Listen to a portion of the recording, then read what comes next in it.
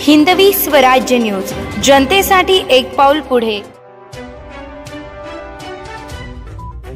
नाशिक मुंबई आग्रा महामार्गावर बस व ट्रकचा भीषण अपघातात 5-6 जणांची प्रकृती गंभीर तर काही किरकोळ जखमी।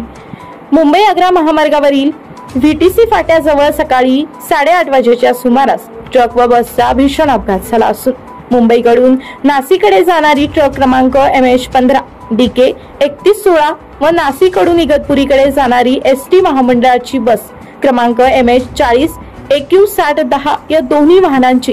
समोरासमोर जोरदार धडक झाली असून त्यात ट्रक चालक, क्लीनर व बस चालक जखमी झाल्यानं जगद्गुरू नरेंद्राचार्य महाराज संस्थानची मोफत अँब्युलन्स सेवा यांना फोनद्वारे माहिती दिली असता अँब्युलन्स तात्काळ अपघातस्थळी पोहोचली व जखमींना तात्काळ घोटी ग्रामीण रुग्णालयात दाखल करण्यात आले असून या अपघातात 5 ते 6 जण गंभीर जखमी झाले असून त्यांना जगद्गुरू नरेंद्राचार्य महाराज संस्थानची मोफत अँब्युलन्स मध्ये पुढील उपचारासाठी जखमींना तात्काळ नाशिक सिव्हिल हॉस्पिटलमध्ये हलवण्यात आले आहे। प्रतिनिधी रोहन शेजवाळसह मयुरी घोलप, हिंदवी स्वराज्य न्यूज, इगतपुरी।